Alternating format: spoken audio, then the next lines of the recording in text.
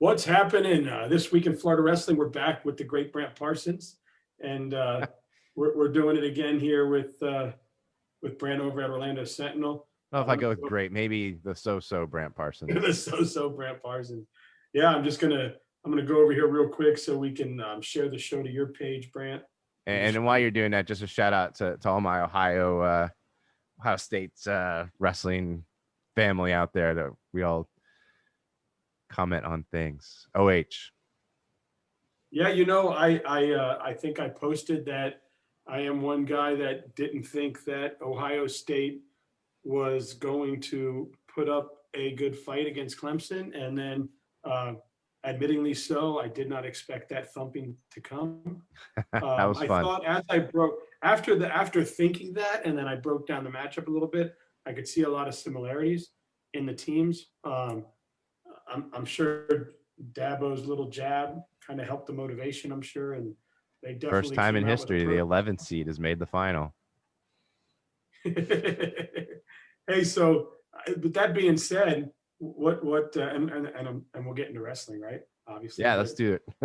What's the what is I'm trying to are you on my Facebook page? I am not on any Facebook page. Let me All right, I'm trying to try to shut stuff down on my computer. So let me pull it up. Yeah, with everything going on, I'm just trying to go here so we can share it into your room. But what is, before we get into wrestling, what is your opinion on Ohio State, Alabama? I mean, that's obviously a tough task. As I said to a good friend of mine that has been my friend since high school, and we are, if anything else, college football brothers, I said Alabama would have done what they did to Notre Dame to anybody. And so I will stick to that. I am hopeful. I think if Ohio State plays half of the game as they did against Clemson, they have a chance. But Alabama is so good, and to have so many weapons on offense. Alabama's defense isn't that great. If Justin Fields can move, I fell off my bike two months ago and had like bruised ribs, and really it took me till like Christmas time to have like full movement back. Now, granted, I'm not a 20-year-old athlete, but I know how hard, how much that hurts. So we'll see if Justin Fields will be able to throw the football, because he took a shot and it takes a while. Those things don't just heal. So if he might be able to score on Alabama. It's gonna be fun though. I'm looking forward to it. That's cool. Yeah, I'm trying to get onto the World Wrestling Live page that I could share to your Orlando Sentinel page, but it's not working yet. So when it does, I'll do it. But yeah, I mean, I just think that me personally, when you have a running back like that, I guess you always got a puncher's chance, right? Because he just seems like he's a beast. If they get him running and Alabama starts to cram the line, Fields definitely has the ability to do big things there. So that double threat is something, but it seems like you give that coach 2 weeks to prepare for anyone, and he's ready to go. Right? It's gonna be fun. Well, man. Speaking of fun, yeah, how's that for a segue? Yeah, speaking of fun. Hey, so first of all, Happy New Year, everybody. Hope your Christmas was good. Hope your New Year's was good. We're happy to be back here with you, Florida Wrestling. And one thing is, what an awesome week of wrestling we had last week. That was tremendous. The knockout, the inaugural Southern Belle, the inaugural middle school championships over there. It went off without a hitch. I think that Mr. Bird, Mr. Price, the Haas family, everybody that was involved in that did a incredible job. Not just putting on the event, keeping the event safe, keeping it to protocol, keeping the kids enjoyed, and keeping the wrestling moving, right? And it was nice to see Jason from SC Wrestling. But yeah, what did you think about that whole part of it? I mean, it's the best tournament in the state. It's the best tournament in the Southeast. It's growing to be one of the best tournaments in the country. There's so many. I want to talk about the action, but what stood out to me, I love it being at Silver Spurs. I love the raised mat, and all I was thinking was, man, if we had everybody here that could have been here. I mean, we know the teams in Florida that couldn't make it, and you have to think there are teams across the country that couldn't come because of the reality of what we're going through right now. But next year, it's going to be at Silver Spurs again. And when we get through this pandemic and if things are back to normal, a year from now, which you would hope that would be the case, and all of those schools can be there. I can see this thing growing even bigger than it is. And Yeah, I think I counted it up for my story. There's 13 nationally ranked wrestlers in this, and some wrestlers that should be nationally ranked. I'm looking at you, Crook Brothers. Um, Well, this so I this really, counted. I mean, it's just to see, to be able to have it in your backyard and see just some of the best wrestlers in the Southeast meet up and in a competitive, in a great run tournament. It's something Yeah, special. I so hope people appreciate, how lucky we are to have this event in Florida, because it gets better every year, and watching, the finals on the raised mat was something really special. it was incredible. And just to piggyback off that, I mean, I counted over 20 nationally ranked kids.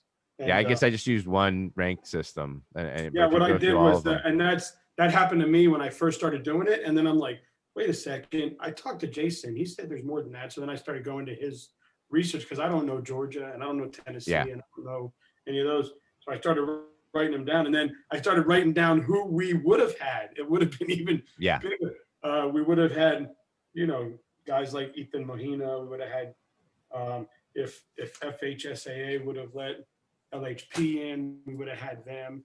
We would have had Lake Gibson. We would have had Palm Bay. We would have had Palm Harbor. We would have had Countryside, right? So there's so many guns out there that we could have had. And I can't wait till next year, man. Yeah, it was just kudos to all those and that were. they have some big targets and dreams of some teams. That, I'm not going to say anything, but I was talking to Corey Haas, one of the people big behind it.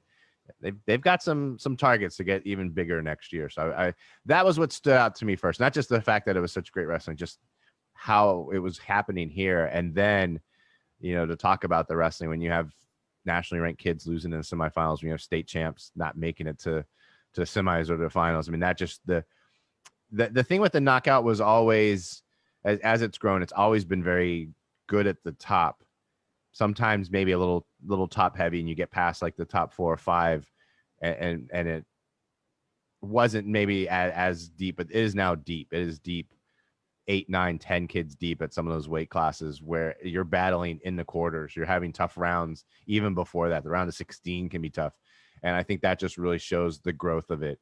That just each year, the people that come back, and they tell their friends, and then more teams come in. You had Tuttle there from Oklahoma. 10 kids on that team scored in double figures. So they only had one champ, Harley Andrews at 220, who's very, very good. But you had, they win the tournament because they have 10 guys scoring double-digit points. They have 7 placers. Just one of the deepest teams you're going to see at an event like that. You see Baylor School comes down from Tennessee, and they bring studs, and Nick Corday and their finalists. They also had another finalist, so it was David Harper. They come in, finish second. They have a lot of depth on their team. It's just so fun to see those tough teams, and also for me, it's crazy to see guys I don't see lose often, and you see them lose. And most of the coaches you talk to will say that's the best thing that can happen to them, and that's why they crave competition like this, because these guys. I'm just looking at the finals right now. I have 1, 2, 3, 4, 5, 6 guys ranked number 1 in my rankings, lost in the finals. 3 guys ranked number 2, lost in the finals. Those guys never lose. You never see those guys lose. And they learn so much from being in this tournament and raising themselves. And when it comes to the state tournament, when they do win, a lot of that comes because they tested it themselves this weekend. It's remarkable to see. Yeah, and first of all, I apologize, World Wrestling Live Florida. I'm so used to clicking World Wrestling Live as the page to go live on, and I actually took it live on World Wrestling Live this morning, but I just shared it into World Wrestling Live Florida. So if you're in World So Wrestling Live, if you missed everything we already said, it was really the best broadcasting, I think, the history of broadcasting. But we'll yes, try to I keep think it that going. it was the best conversation we ever had. But yeah, I just shared it over to World Wrestling Live Florida, and I just shared it over to Orlando Sentinel. So again, my apologies to everybody who was waiting for it on World Wrestling Live, but it's there now. And yeah, so to piggyback what you said, man, I had Chase Horn on last night. He was the winner at 285, and he said that when he and the ranked kids from Georgia, Tennessee, the nationally ranked kids that have been a part of Super 32, Fargo, Right. Ironman, Journeyman, all of them. He said, as soon as we walked in, we felt like we were at Fargo. Yeah. He said, when we looked around, he said, it was like, wow, this looks like kind of a version of Fargo Nationals. And I think that's what it's called. And he said he can't wait to see it grow. And he's got another year being a junior this year. So he looks forward to coming back next year. And, Yeah, just wait until you have more teams and more spectators and more energy, and you know, you don't have everybody in masks and you know, socially distanced and all those things, which, you know, you have to do to have this sport, and we're very grateful to have this go on. But part of what hit me was like, man, next year this is going to be an event. I mean, it's already on my calendar. You know, it's always on, you know, the first thing I put on my calendar, but I'm just already excited for just how big this could be next year. Yeah, me too. And speaking of that, surprises. So, I mean, we were looking like the 5th and 6th place matches were nationally ranked kids. Yeah. And, I mean, it happens. I mean, but how about that Corday? Was it Corday Craps, the young freshman? Yeah, that I will say double turn. Kudos to Corday in that one, because I made the comment. I think it was when I was talking and to the Haas family, and I said, yo, you know, I haven't had to worry about any blurry pictures because it's been still action. Corday came out there and he wasn't going to give up anything, and he played defensive and he was patient. And I'll tell you, the kid, he's tough and really skilled, and Craps did everything he could in that. But Corday was going to do his thing. I don't know if I'd call it exciting. It wasn't exciting. It's not what the ultimate tiebreakers. It was the ultimate tiebreaker was exciting, but it took 8 minutes or whatever to get there of a lot of sitting around and watching. I got a lot of good still shot photos in that, but you know, that was his game plan. And you know, you realize that there is a skill set in that to go in and be patient and know that's your plan and not fall out of that. You know, we always talk about how these are kids, and you know, he was able to continue with that game plan the entire time and got the win out of it. And, you know, like I said, it's not, you don't put that on the brochure to bring fans in, but if you like wrestling, you understand, you know, if you're part of it, just how skilled it was for him to be that patient and to play that plan into place and win that one. My favorite final off the top of my head, I was trying to remember. I really liked Braden Basile and Andrew Austin. That was a 1-2 for me in class 2A. And that kind of, for the finals, I thought was really one of the better ones. Yeah, that match was really good. That match was really good. I really liked the Jack Cook, Michael Killick match. That was a matchup of two nationally ranked kids. And Killick being the higher ranked. But man, Jack Cook came, and both those kids, great kids, but you know, they both had two big wins this weekend, and you know, Tom and Jack going back to back 38-45. And you know, you have Tom beating Jacobs in the final. Jacobs knocked off a highly ranked kid in the semifinals, which and that was, you know, I mean, that's the case a lot of times, but this tournament also stuck out for me for some of the great semifinals. Jacobs' semifinal was so thrilling, and he gets I want to say his was one was a reversal, one was a takedown out of the two I'm going to talk about, because the other one was Cooper and Elijah Lusk, and one on a reversal with 3 seconds left, one on a takedown in the last couple of seconds. But those were the two most exciting matches that were there on the second day. Speaking to those kids, I don't know if I spoke to the kids. I spoke to the kids' parents. So I spoke to Mrs. Haas and I spoke to Mr. Ortiz, and both of them coming into that tournament told me that Cooper wants to wrestle Lusk. Yeah. And Jacobs wants to wrestle McCrary. And those were their finals matches. Those were the kids that they had on their sights, and they wanted to see, where are we at our level? Yeah.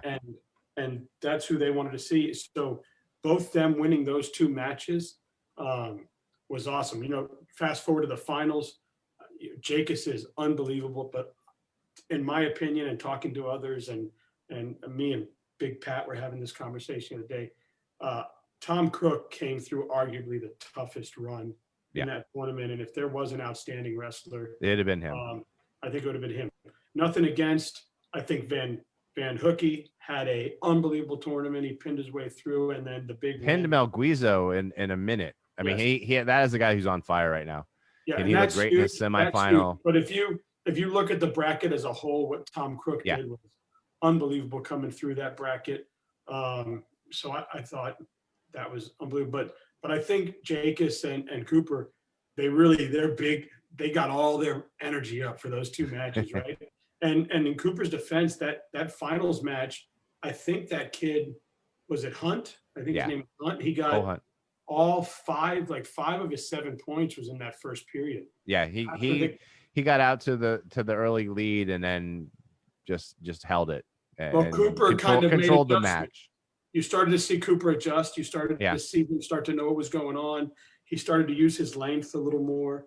And then when he got thrown out of bounds there, that kind of pissed him off, and he kind of got himself back together. But obviously Hunt is an absolute animal, and he's as good as he is for a reason. But it was good for Cooper to gauge himself against somebody of that stature. But yeah, all those matches, the two nationally ranked kids at 195 with Jackson and I think it was Hunter or something. Jackson Smith, David Harper of Baylor School. Jackson Smith. I'll just put it this way. I watched Jackson Smith standing next to Vic Balmaceda and the South Day coaching staff. And when you hear them go, woo, because of a move, then you know that it's something good. And Jackson Smith, just for a big guy, so quick. And he won the match 8-5, but it wasn't like he wasn't going to win that match, but his quickness and moves and some of his takedowns was, everybody around the mat was reacting. That is a special kid. Special talent. I spoke to Jason Robbins about the older cone, Dylan.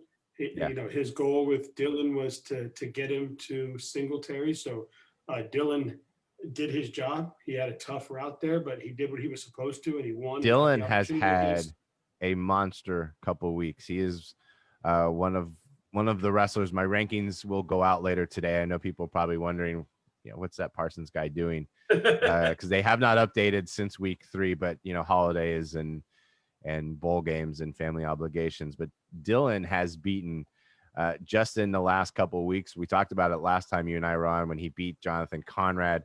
He beat Cale Hoskinson. He beat in this one.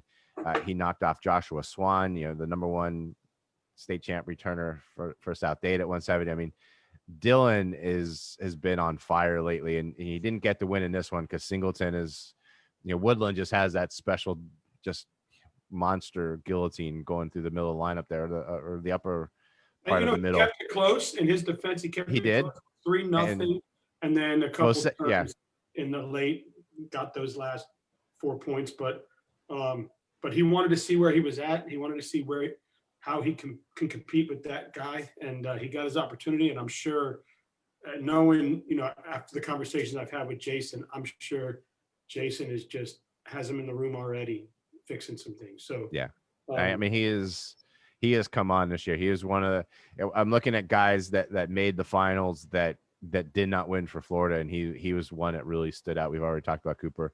Dedrick Marshall is now up at 220 for this year for Southridge, and he got a win over Chase Thompson in the semifinals. And of course, he had to go up against Harley Andrews, which nobody at this tournament was going to compete with him out of Tuttle. But Dedrick had just a monster tournament and really kind of announced his self back, in full form. Because Miami, some of those schools are slowly picking it up, but he was able to come out there and win that semi against Chase and really kind of show his. What a good character kid too.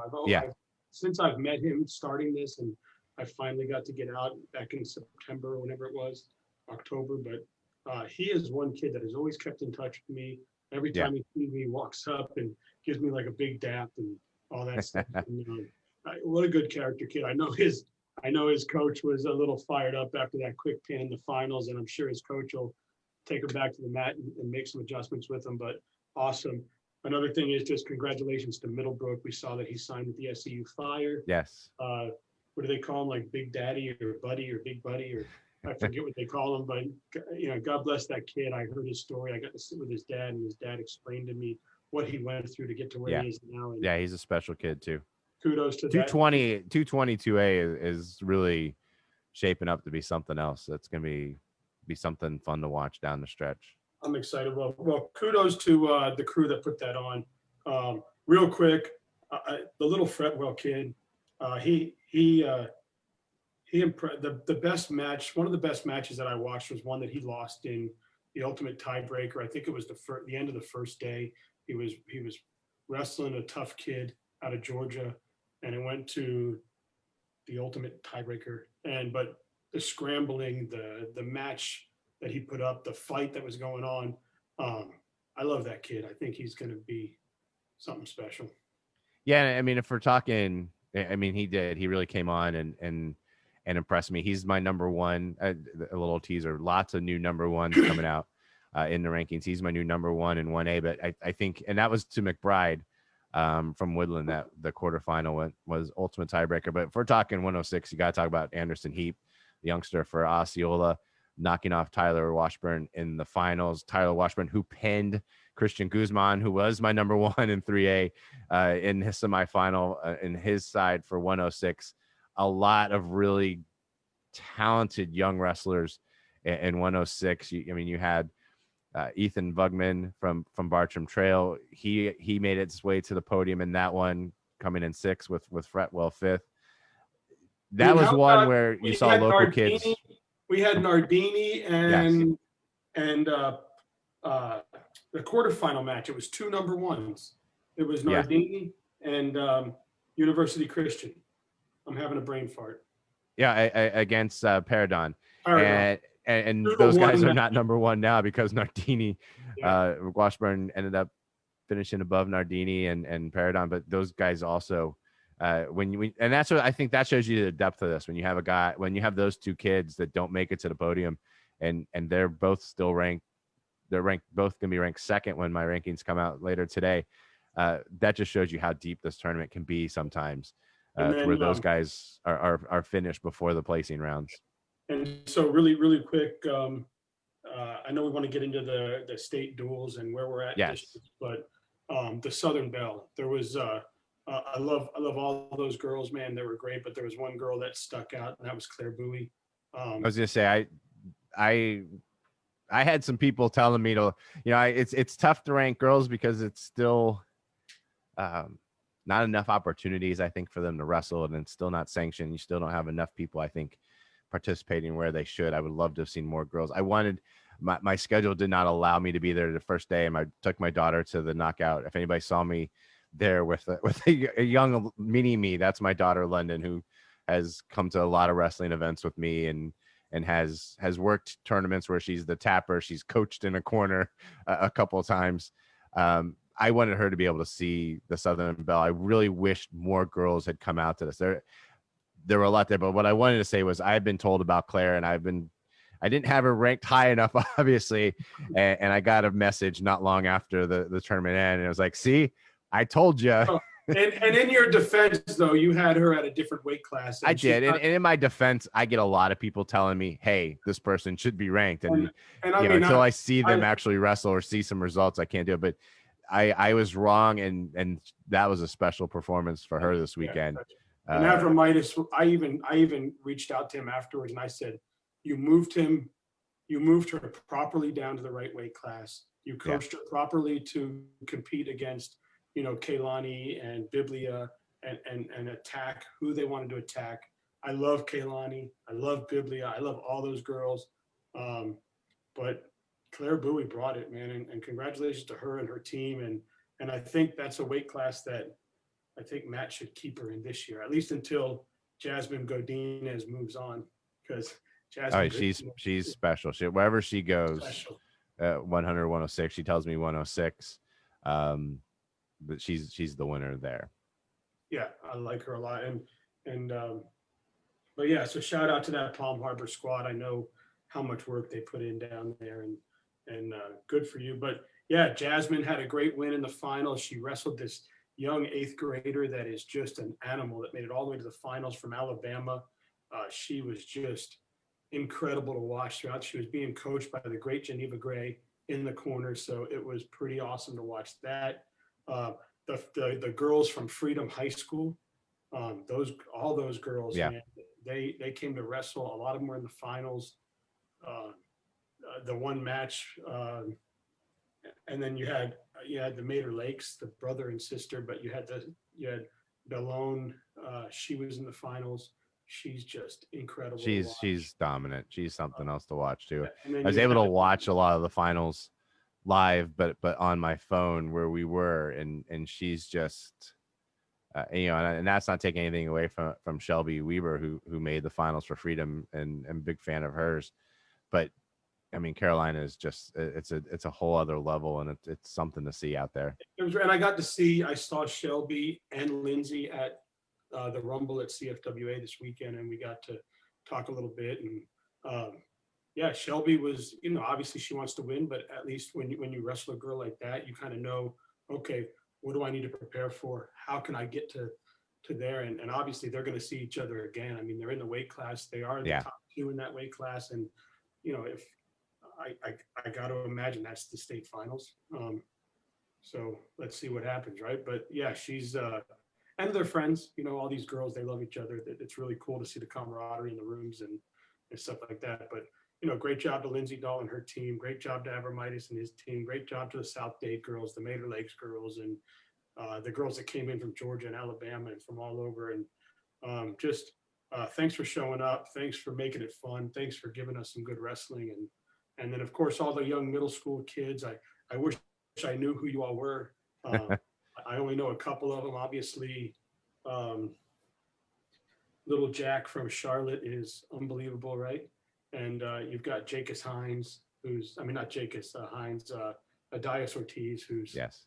an animal. And then you've got the young kid that I can't pronounce his last name from the Garage Boys, stars Miski. So sorry if I messed that up.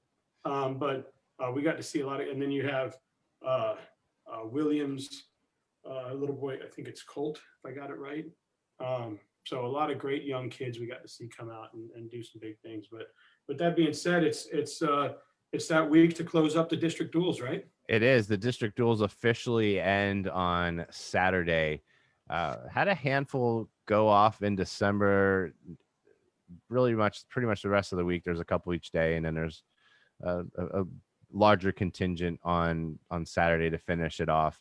I tell you, it's always tough. It's even tougher this year to just find out when these are even taking place. The FHSA kind of sets it up and then lets everybody kind of do their own thing.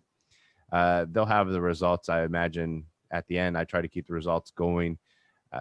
It's a difficult task this year, and I will say I've been talking to coaches in Broward County who just began practice yesterday. 3A14 did not have a home until late last night. Alan Held did a great job. Every AD said they wouldn't host it, and he somehow convinced his to host Cypress Bay. We'll be hosting 3A14 on Friday. So they had a home. Yesterday morning, 3A14 did not have a home. 3A13 right now may not go off because they can't find anywhere to host it. I've reached out to Robbie Lindeman on that, and he said that all districts need to be competed for teams to advance. I don't know what they'll do if that doesn't take place. But I mean, Broward County really behind, the proverbial 8-ball in this because they have not been able to practice. There have been events down there, and they've done a great job of, through various clubs and having competitions. But I was talking to another coach yesterday, and at least 4 or 5 schools in Broward County don't have coaches this year.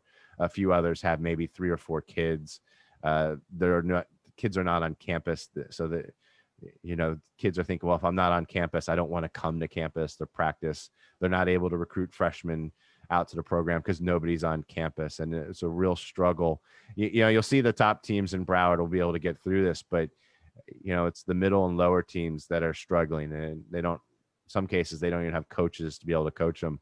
And they're trying to get their district duels off this weekend. 1A is going to take place at Cardinal Gibbons, 1A 14. That was one I didn't know how that was going to go off. And then 2A 15, St. Thomas. And then I said, 3A 14 is going to be at Cypress Bay. We'll see, or 3A 14 at Cypress Bay. We'll see what 3A 13. But I think that kind of struck me, was like, we forget maybe sometimes because we get to enjoy this wrestling. And obviously you don't forget when you're wearing a mask at the knockout, but you're watching it. And then you realize that there are still teams that haven't even started yet. We know what happened in Polk and Pinellas. They're back wrestling, as far as I know, as of yesterday. Oh, I saw Danny Walker post that their district duel will be at Kathleen. Is that right? Yeah. And I know that there's going to be, there's at least one over in Pinellas that'll be this weekend. And yeah, actually, Kathleen, that's tomorrow. There's a lot on Wednesday. So everybody is back wrestling now. Some have just started. The more higher end programs in Broward have been able to wrestle, in those events. They had a really good event down there, Duels over the holidays, coincided with the knockout, and they've had a couple weekend events down there. So guys have been able to wrestle. But as far as school sanctioned wrestling, that just started yesterday, and now they've got to put it together for the state duels. So we'll see what happens there. I know one duel in that, which was not Broward, just north there. The district only had 2 teams that competed in the state duels, and so they wrestled one time, and there's your 1-2. So we're not seeing and then some of them we're seeing 8 teams show up and them battle it out. But it's kind of patchwork right now in South Florida, especially when it comes to district duels. I love the district. I love the duel series. I really enjoy, the idea of duels. That's where I grew up watching in Ohio, was going to duel meets, and, the whole town would come out and that sort of thing. I've kind of have the Vision Quest memory of wrestling growing up in Northeast Ohio and duel meets. So I'd like to see this be successful, and it will be in the end, but you're going to see a lot of kids and teams not be able to participate, just for various reasons, either not having a coach, not having enough players, not enough wrestlers, or not having ADs that'll let you host the event. Yeah. It's been fun to watch the progression, right? And I'm glad to see that Broward County's opened up. We're hoping Dade County's going to start opening up, right? Dade County's allowed to compete. We've seen lots of Dade County. They're not hosting, just like Hillsborough County. We've seen Hillsborough County teams go and compete some. They're not allowed to host multi-team events.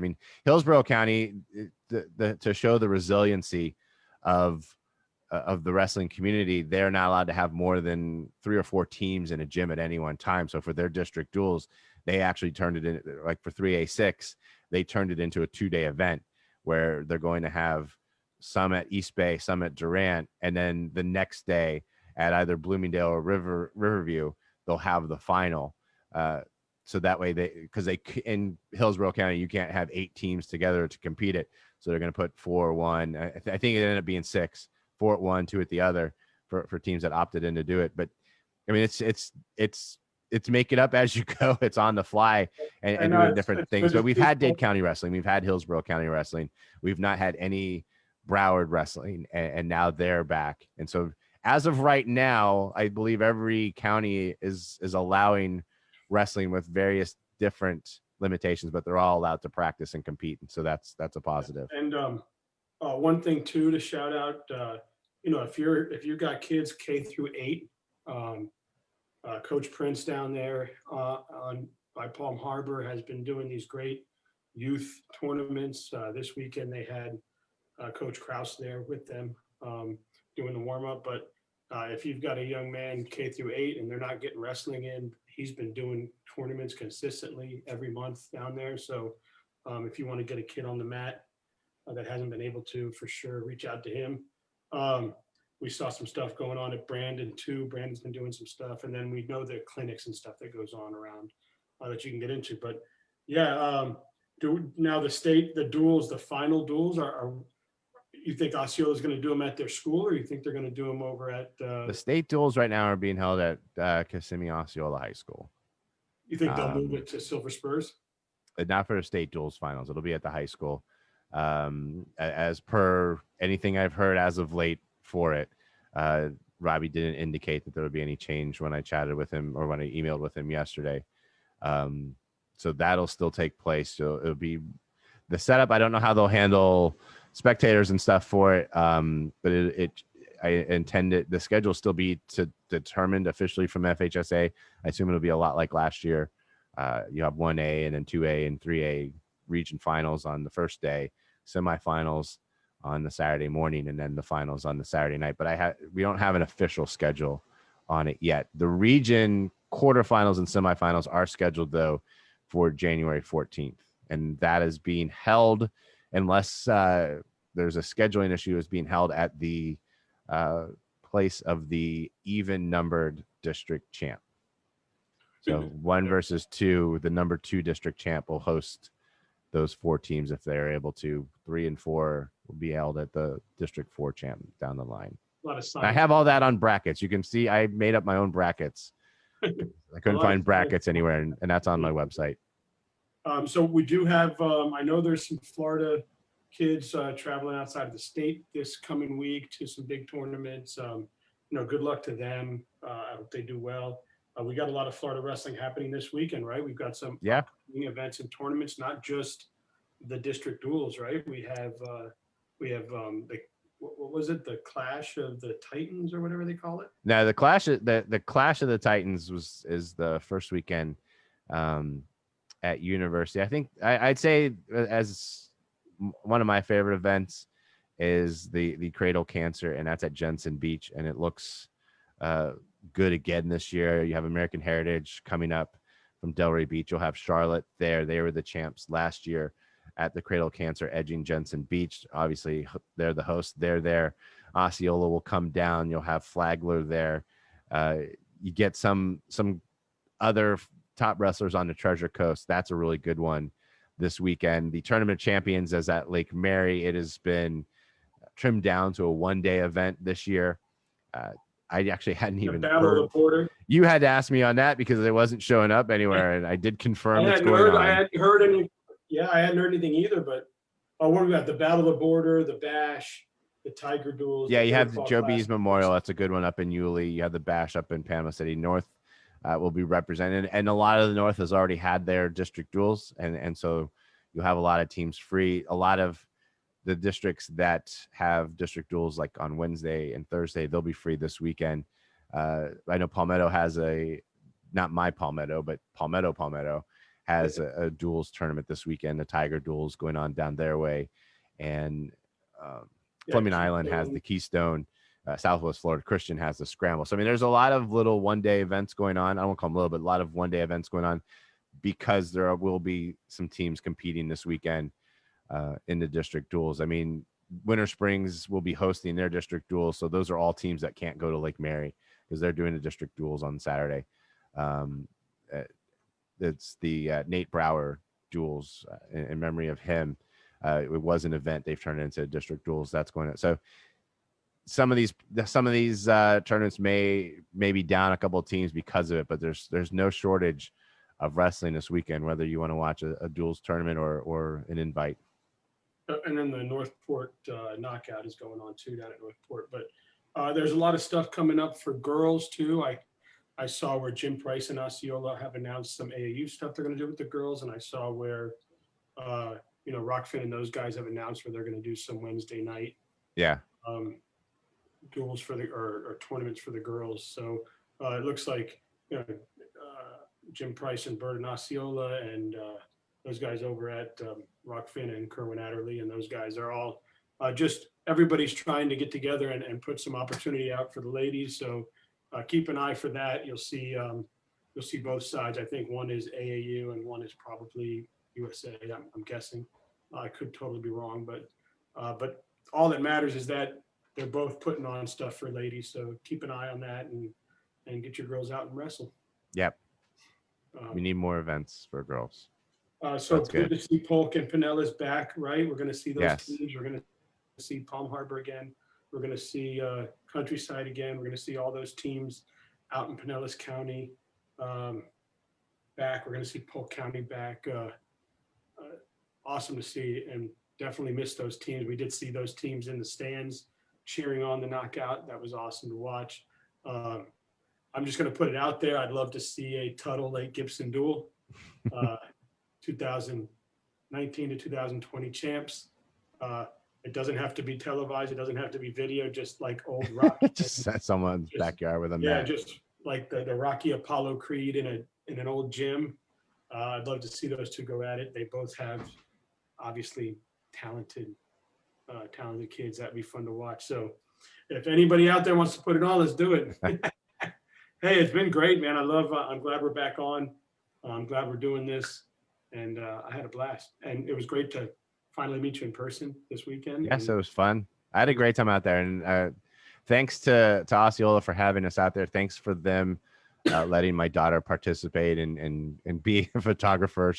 All her pictures that she took for the semis and finals, she actually ended up taking pictures for Southeast Wrestling because he was calling the bouts with your son. With my son, yeah. So thank you for that. And so he gave her the camera and she got to appreciate it, and so that was great. And I'm just gonna again plug that my rankings are coming out today. This is like the one time they won't be coming out like Thursday night. I have them done well in advance. I did try to spend it. They're gonna look a lot different than they did before. Lots of new number ones, but also really because of the holiday, try to take some time as I was working college football games to kind of dig in and make sure kids are at the right weight classes and such like that. So big rankings update coming today. And I guess that's all I'm going to put. And score of Ohio State, Alabama. I'm not in the prediction business for college football. I think I think Alabama is the best team in college football, but that's why they play it on the field. I said all along there's only two teams that could beat Alabama this year, and Ohio State was one of those two teams, and Clemson was not one of the other ones. So Gator fans, I thought Florida was one of the only other teams that could beat Alabama because of their offense. So I'm saying there's a chance. And what a game that was. That's all I'm going to say. What a game that was with Alabama and Florida. Yep. I could watch it again. Anyway, thanks, Brant, man. I appreciate what you do, and thanks for coming on, and I'll see you again next week. Always fun. Happy New Year, everybody. See you.